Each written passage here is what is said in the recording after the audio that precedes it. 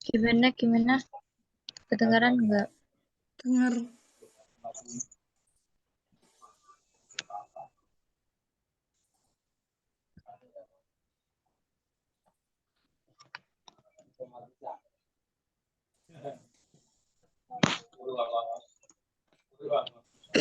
Aku baca apa? Pembukaan.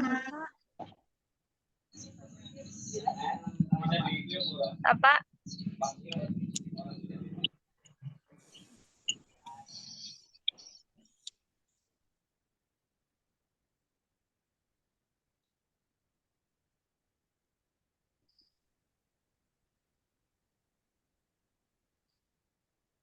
Itu.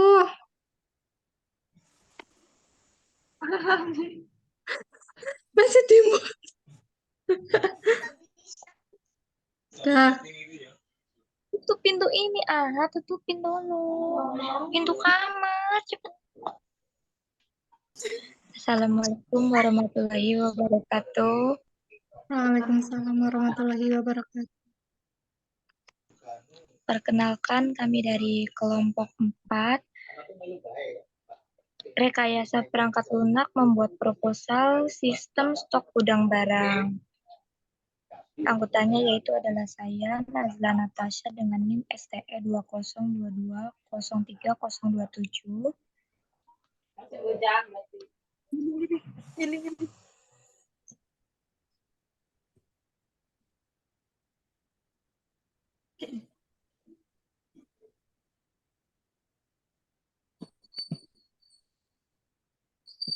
Kemudian ada saya, Mian Rahmadi, dengan NIM STE 202202778.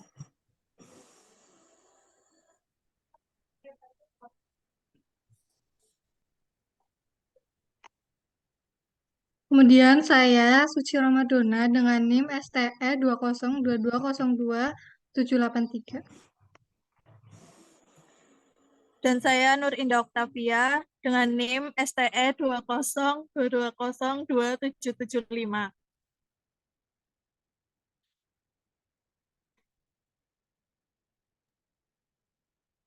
Lalu kami akan mempresentasikan hasil proposal yang telah kami buat untuk memenuhi tugas UTS di semester ini.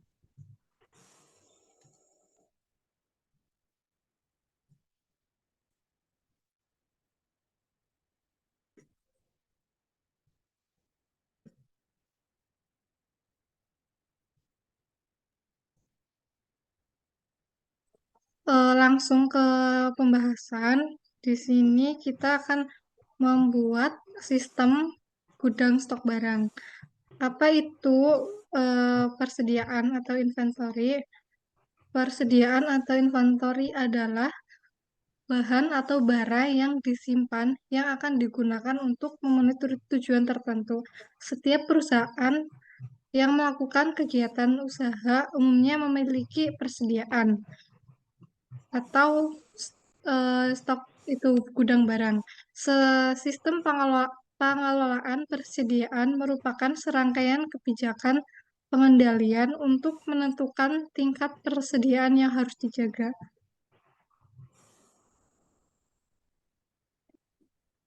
Apabila jumlah persediaan terlalu besar atau overstock mengakibatkan timbulnya dana menganggur yang besar, juga menimbulkan risiko kerusakan barang yang lebih besar dan biaya penyimpanan yang tinggi.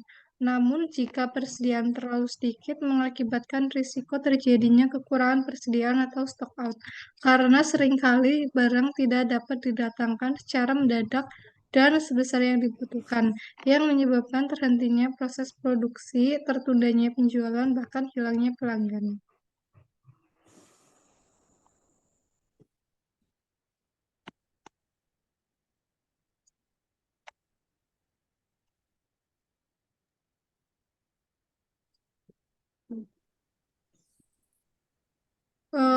Mungkin ada fungsi dan tujuan. Dan tujuan dari persediaan yaitu recover atau meningkatkan barang-barang Contohnya, jika pasokan sebuah perusahaan berfluktuasi, mungkin diperlukan persediaan tambahan untuk mendekatkan proses produksi dari para pemasok. Kemudian untuk dan tujuan yang kedua, yaitu mendekatkan perusahaan dari fluktuasi permintaan dan penyediaan barang-barang yang akan memberikan pilihan bagi pelanggan. Yang ketiga, mengambil keuntungan di kuantitas. Dan yang keempat, menjaga pengaruh inflasi dan naiknya harga.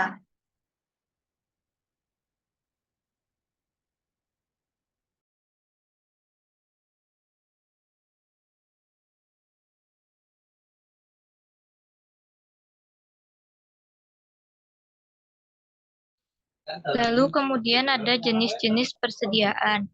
Menurut Render dan Heiser pada tahun 2005 berdasarkan proses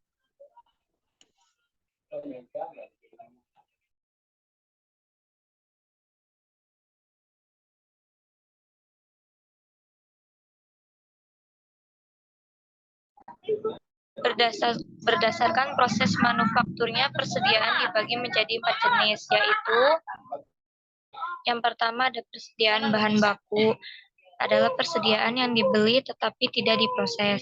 Yang kedua ada persediaan barang setengah jadi, adalah bahan baku atau komponen yang sudah mengalami beberapa perubahan tetapi belum selesai.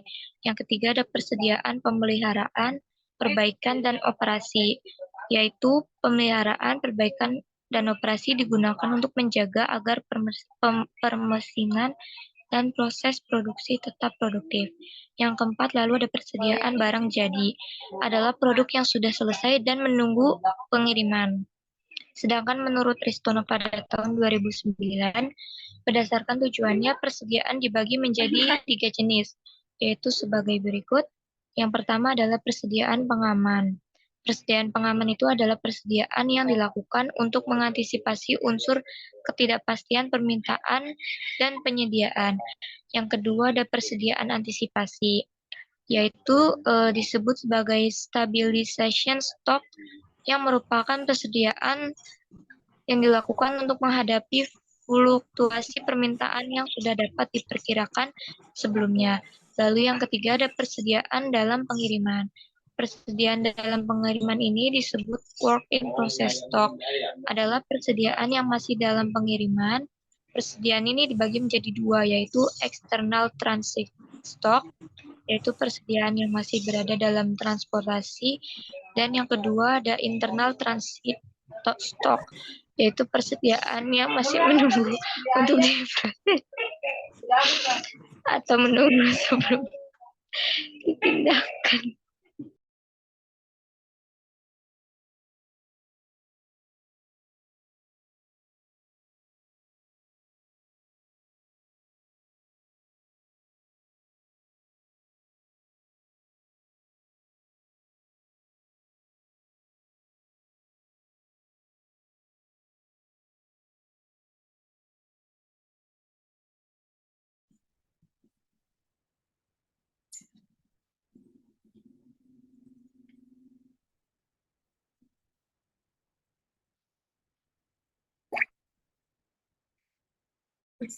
Ya, dan adapun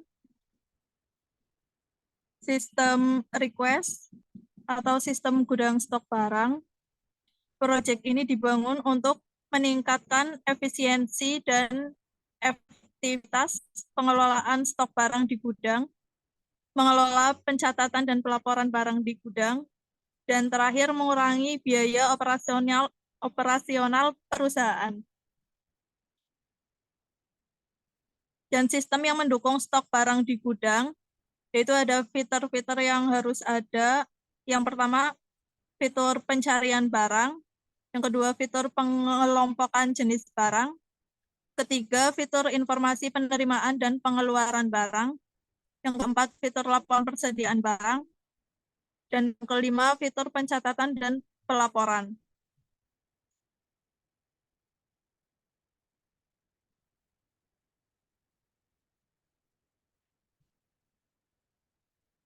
Dan intangible value yang pertama, meningkatkan efisiensi dan efektivitas pengelolaan barang. Dan yang kedua, meningkatkan kenyamanan dan kepuasan pelanggan. Ada juga tyingable value. Yang pertama, meningkatkan efisiensi dan efektivitas pengelolaan barang. Dan yang kedua, mengelola pencatatan dan pelaporan barang di gudang.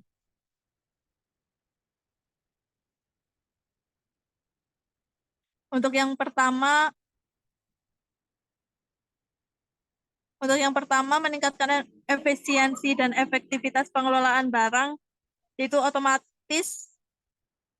otomatisasi pengecekan stok barang di gudang yang tertera dengan mudah. Yang kedua, pengelolaan pencatatan dan pelaporan barang di gudang, yaitu peningkatan pelaporan di gudang yang sudah tercatat di aplikasi dan tidak perlu pencatatan secara manual atau tertulis.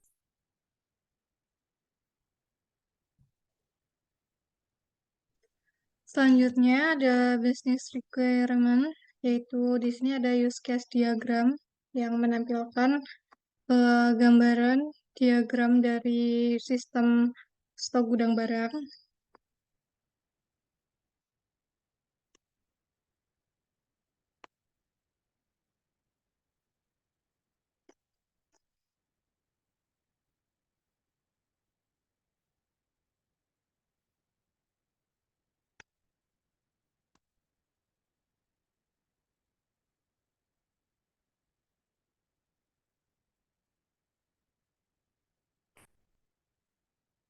Kemudian ada feasibility analysis atau analisis kelayakan sistem.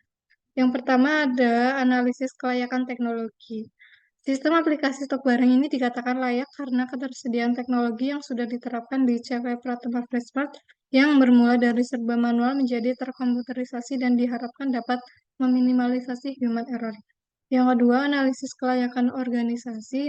Sumber daya manusia yang ada pada CV Pratama Freshmart, khususnya admin, paham tentang ilmu komputer. Dalam usulan ini juga dilakukan pelatihan personal agar dapat memenuhi kriteria untuk sistem baru yang diusulkan tanpa mengganggu proses kerja. Yang ketiga, analisis kelayakan ekonomi, itu suatu perusahaan atau instansi mempertimbangkan dulu jauh-jauh hari dalam mengambil keputusan apakah sistem tersebut layak atau tidak jika dilihat dari manfaat yang diperoleh. Apabila dilihat dari nilai manfaat yang lebih besar dari nilai biaya yang dikeluarkan, serta tingkat efisiensi dan efektivitas yang tinggi. Hal ini menunjukkan sistem yang akan dikembangkan cukup menguntungkan.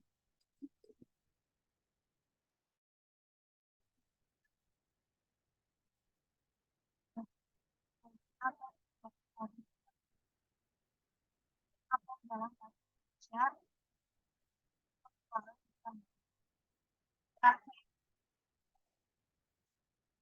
dapat dalam pembuatan atau pengembangan dan lain LC yaitu 8 dan melakukan atau berkualitas tinggi sesuai dengan tingkat pelanggan atau tingkat dibuatnya tersebut. LC akan membangun relasi agar dapat berjalan sesuai dengan apa yang diharapkan. Dalam rekayasa perangkat pembuatan dan pengembangan sistem serta modul dan metode digunakan untuk mengembangkan sistem tersebut. Nah, proses ini kepada sistem komputer atau informasi.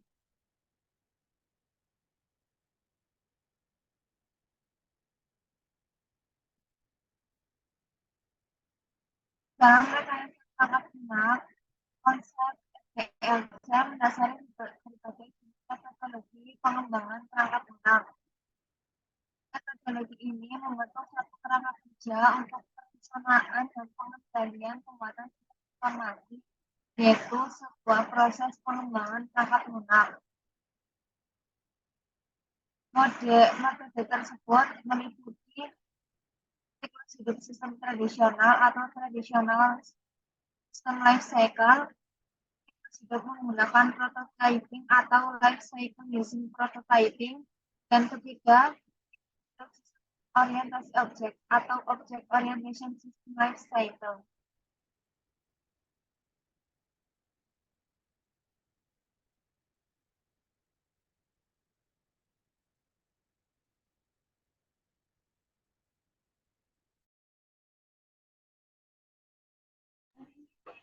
Lalu ada model pengembangan SDLC. Model pengembangan ini sangat penting untuk membantu proses pengembangan perangkat lunak. Extreme Programming atau XP ini merupakan suatu pendekatan yang paling banyak digunakan untuk pengembangan perangkat lunak cepat. Alasannya menggunakan metode ini karena sifat dari aplikasi yang dikembangkan dengan cepat melalui tahapan-tahapan yang ada meliputi planning atau perencanaan, desain atau perancangan, dan coding pengkodean, serta testing atau pengujian. XP ini adalah sebuah pendekatan atau model pengembangan perangkat lunak yang mencoba menyederhanakan berbagai tahapan dalam proses pengembangan tersebut sehingga menjadi lebih adaptif dan fleksibel. XP ini bukan hanya berfokus pada coding tetapi meliputi seluruh area pengembangan perangkat lunak. XP mengambil pendekatan ekstrim dalam iterative development. Lalu ada tahapan atau fase-fase dalam SDLC. Yang pertama ini ada perencanaan sistem. Ini lebih menekankan pada aspek studi kelayakan pengembangan sistem. Aktivitas-aktivitas yang ada yaitu meliputi pembentukan dan konsolidasi tim pengembang, mendefinisikan tujuan dan ruang lingkup pengembangan, mengidentifikasi apakah masalah-masalah yang ada bisa diselesaikan melalui pengembangan sistem, lalu menentukan dan mengevaluasi strategi yang akan digunakan dalam pengembangan sistem. Kemudian yang terakhir ada penentuan prioritas teknologi dan pemilihan aplikasi. Lalu yang kedua ada analisis sistem. Pada tahap ini sistem akan dianalisis bagaimana akan dijalankan nantinya. Hasil analisis ini berupa kelebihan dan kekurangan sistem, fungsi sistem, hingga pembaharuan yang dapat diterapkan. Lalu hasil dari tahapan perencanaan ini ialah rencana proyek, jadwal, estimasi biaya, dan ketentuan. Analisis sistem adalah tahap di mana dilakukan beberapa aktivitas sebagai berikut. Yang pertama ada melakukan studi literatur untuk menemukan suatu kasus yang bisa ditangani oleh sistem, lalu brainstorming dalam tim pengembang mengenai kasus mana yang paling tepat dimodelkan dengan sistem. Kemudian mengklasifikasikan masalah, peluang, dan solusi yang mungkin diterapkan untuk kasus tersebut, dan lain-lain. Yang ketiga ada perancangan sistem. Tahapan ini akan menghasilkan prototipe dan beberapa output lainnya meliputi dokumen berisi desain, pola, dan komponen yang diperlukan untuk mewujudkan proyek tersebut. Setelah spesifikasi, kemudian dilakukan perancangan sistem sebagai tahapan kelanjutannya. Pada tahap ini, features dan operasi-operasi pada sistem dideskripsikan secara detail.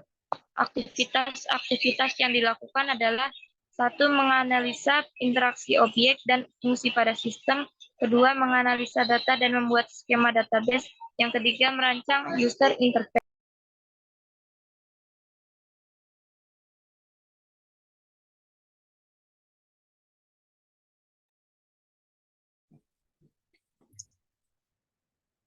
Dan lanjut, yang keempat ada implementasi sistem atau sistem implementation, yaitu tahap berikutnya adalah implementasi, yaitu mengimplementasikan rancangan dari tahap-tahap sebelumnya dan melakukan uji coba. Dalam implementasi dilakukan aktivitas-aktivitas yaitu sebagai berikut. Yang pertama, pembuatan database sesuai skema rancangan. Yang kedua, membuat aplikasi berdasarkan desain sistem. Yang ketiga, pengujian dan perbaikan aplikasi. Dan yang kelima, itu ada pemeliharaan sistem yang dilakukan oleh admin yang ditunjuk untuk menjaga sistem tetap mampu beroperasi secara benar melalui kemampuan sistem dalam mengadaptasikan diri sesuai dengan kebutuhan. Dan lanjut, ada alat bantu permodelan, yaitu permodelan sistem merupakan cara untuk memudahkan dalam melakukan perancangan perangkat lunak, di mana tujuannya dari permodelan ini adalah untuk memahami perilaku sistem yang akan dirancang dengan lebih mendetail dan menggambarkan sistem secara lengkap dan sederhana sehingga dapat digunakan untuk menjelaskan jalannya sistem. Alat bantu atau tools yang digunakan dalam menganalisis perangkat lunak ini yaitu ada 1 UML, yaitu adalah salah satu metode dalam permodelan secara visual yang digunakan sebagai sarana perancangan sistem berorientasi objek. Awal mulanya UML diciptakan oleh Object Management Group dengan versi awal 10 pada bulan Januari 1997.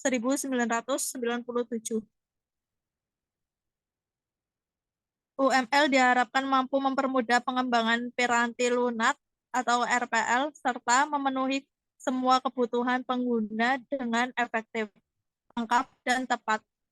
Hal itu termasuk faktor-faktor scalability, robustness, security, dan sebagaimananya. Adapun tujuan dan fungsi perlu adanya UML yaitu sebagai berikut.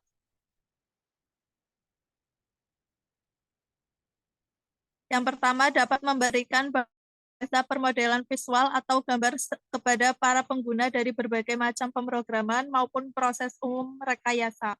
Yang kedua, menyatukan informasi-informasi terbaik yang ada dalam permodelan. Yang ketiga, memberikan suatu gambaran model atau sebagai bahasa permodelan visual yang ekspresif dalam pengembangan sistem.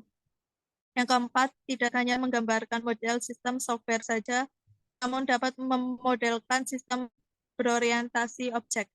Yang kelima, mempermudah pengguna untuk membaca suatu sistem. Dan yang keenam, berguna sebagai blueprint. Jelas ini nantinya menjelaskan informasi yang lebih detail dalam perencanaan berupa coding suatu program. UML juga dapat digunakan sebagai alat transfer ilmu tentang sistem aplikasi yang akan dikembangkan dari developer satu ke developer lainnya.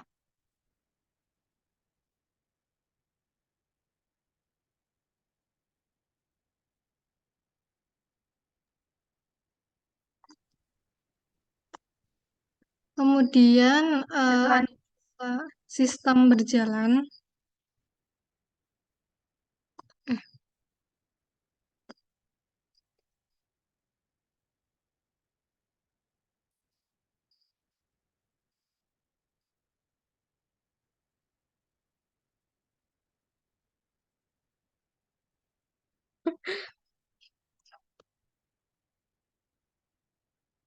Kemudian ada analisa sistem berjalan.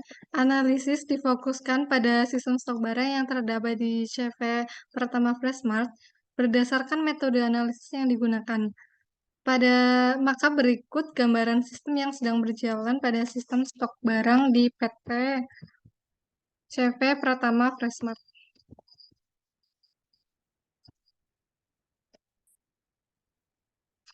1. Bagian gudang membuat laporan persediaan barang berdasarkan jumlah stok yang tersisa. Laporan persediaan diberikan ke bagian purchasing. 2. Selanjutnya purchasing membuat daftar barang yang akan dibeli dan ditandatangani oleh SPV Engineering setelah mendapat persetujuan SPV Engineering untuk melakukan pembelian. Laporan persediaan digunakan untuk bahan acuan sebagai surat permintaan barang sebelum diserahkan ke supplier maupun toko oleh purchasing. Setelah supplier atau toko mengirimkan barang serta faktur pembelian, bagian gudang akan mencocokkan terlebih dahulu setelah membuat laporan barang masuk. Laporan barang yang masuk dibuat rangkap 2. Rangkap pertama diserahkan kepada SPV Engineering, sedangkan rangkap kedua diarsipkan sebagai purchasing. Di bagian purchasing. Selanjutnya, jika ada barang yang tidak sesuai, bagian gudang membuat retur barang rangkap 2. Rangkap pertama diarsipkan dan rangkap kedua diserahkan kepada supplier beserta barangnya.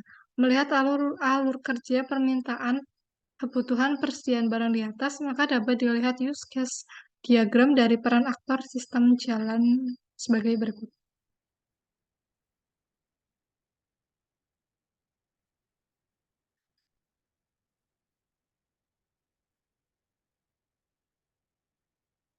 Sini karyawan gudang mencatat stok barang, terus membuat repeat order, membuat laporan, terus return barang. Dan SPV Engineering di sini membuat laporan, membuat purchase order atau PO, terus memverifikasi dan menyetujui PO. Sedangkan purchasing di sini membuat repeat order, terus return barang, membuat purchase order atau PO, verifikasi dan menyetujui PO, membeli barang, kemudian untuk supplier itu membeli barang, menerima PO, dan kirim barang.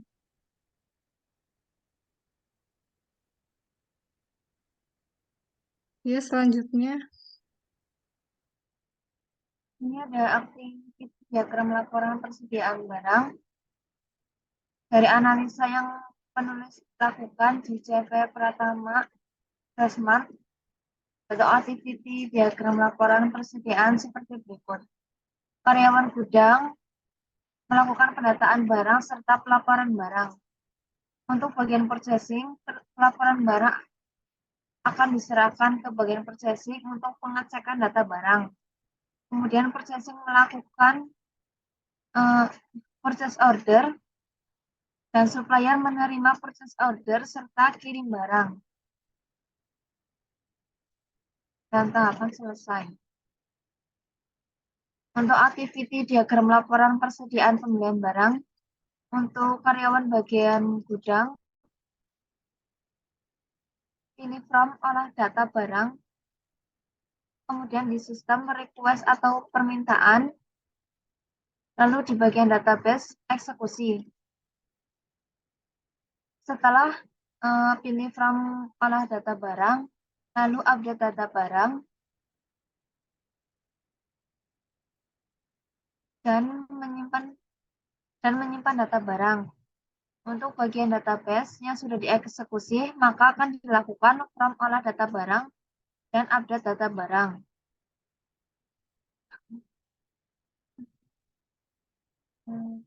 Setelah data barang tersimpan, maka bisa memilih batal atau oke. Jika oke, maka akan dilakukan updatean data barang dan selesai untuk proses pembelian barang.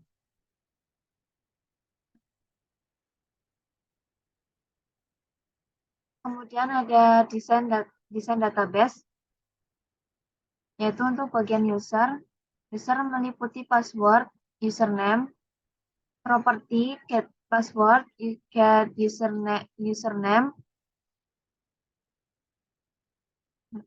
property, set password atau set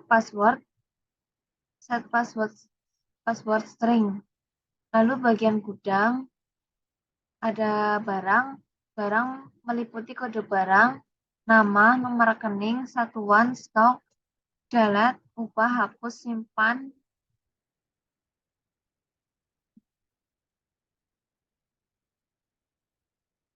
Untuk bagian barang masuk meliputi detail barang masuk, tanggal masuk, kode barang, jumlah, dan user. Lalu hapus, simpan, property get kode barang, get jumlah, property set kode barang, set jumlah. Detail barang masuk meliputi barang-barang, jumlah, property get barang, get jumlah, property set barang, set jumlah. Barang keluar meliputi detail barang keluar, tanggal keluar, kode barang, atribut, user. Hapus, simpan, property get kode barang, get jumlah, property set.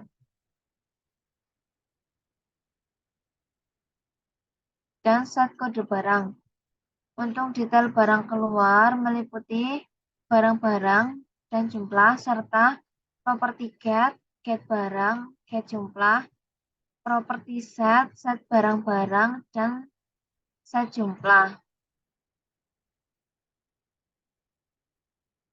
Di bagian user akan mengelola barang masuk dan yang terdiri dari detail barang masuk. Kemudian user mengelola barang keluar yang terdiri dari detail barang keluar. Lalu bagian gudang mengelola barang yang akan dikirim untuk bagian user.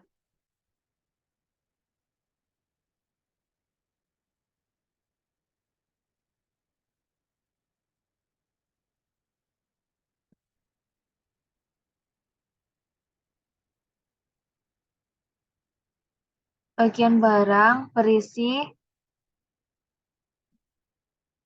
detail barang keluar,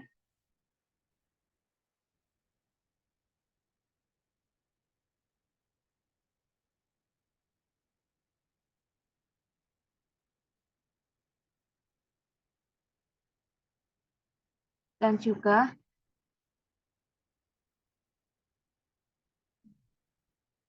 scroll atas. Barang terdiri dari detail barang masuk dan detail barang keluar. Kemudian untuk user interface, scroll C.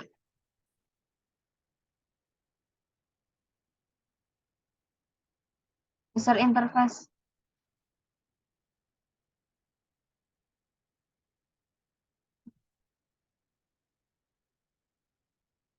Desain user interface meliputi kode barang, nama barang, harga, stok, dan keterangan.